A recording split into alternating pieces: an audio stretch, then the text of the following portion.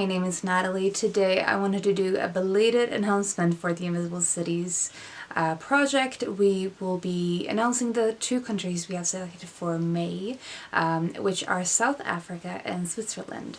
So as I usually do, I will leave some information about the project in the description below in case you haven't heard of it before.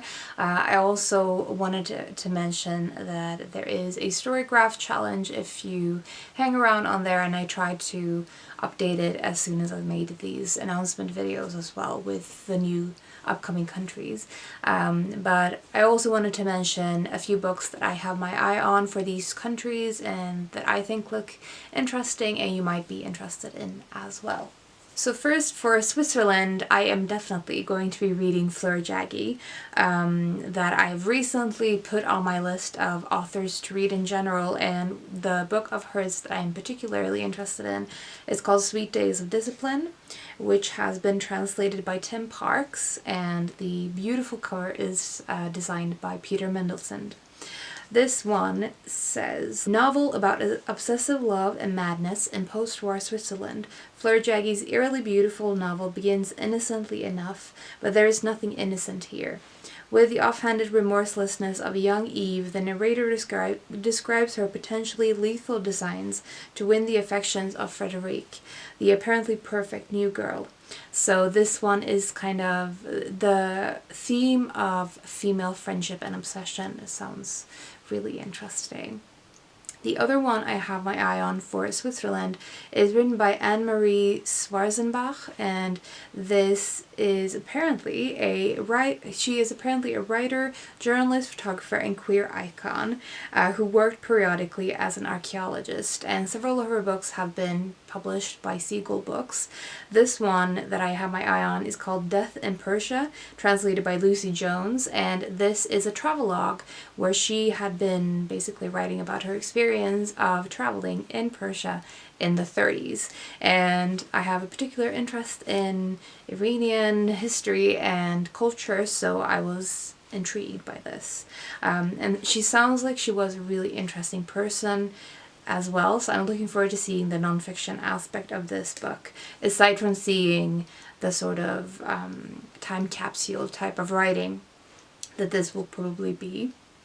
So then we have South Africa. One of the books I think sounds really interesting is called Coconut by Kupano Matlava, and this seems to be kind of a coming of age story with two young girls at the forefront and also a friendship theme going, I think. An important rumination on youth in modern-day South Africa, this haunting debut novel tells the story of two extraordinary young women who have grown up black in white suburbs and must now struggle to find their identities. And let's see. These two stories artfully come together to illustrate the weight of history upon a new generation in South Africa. And then the other one I have my eye on is published by Archipelago Books, and this one is called This Life by Carol Schoeman and translated from Afrikaans by Else Silke. This one says that it's about memory and reconciliation, and I was already sold.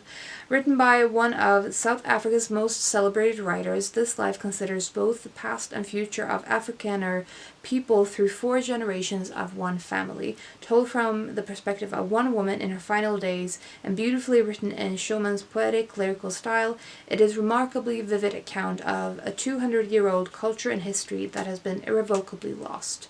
A quietly powerful book about memory and reconciliation. That was a fantastic blurb, so I'm really curious about this one as well. So those are the books I'm looking for potentially reading for May for South Africa and Switzerland. I would love to know if you read any books from these two countries, if you have any recommendations, if you have any plans made already, if you have some movies you would like to watch or things you want to cook. I would love to chat with you about that as well. Hope you're having a fantastic day, and I will talk to you soon. Bye.